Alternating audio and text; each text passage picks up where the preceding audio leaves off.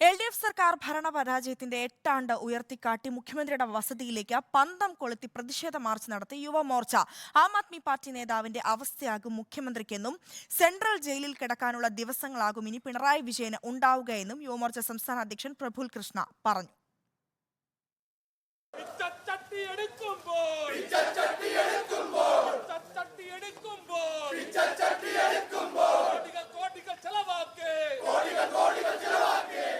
LDF സർക്കാർ അധികാരത്തിലേറിയിട്ട് ഇന്ന് 8 വർഷം തികയുന്ന സാഹചര്യത്തിലാണ് ക്ലിഫ് ഹൗസിലേക്ക് യുവമോർച്ച പന്തം കൊളുത്തി പ്രതിഷേധ മാർച്ച് നടത്തിയത്.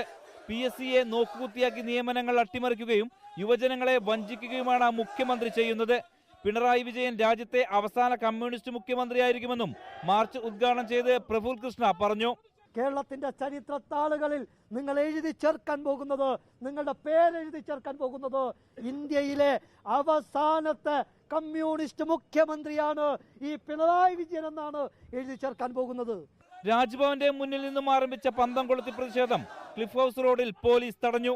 റിപ്പോർട്ടർ, തിരുവനന്തപുരം.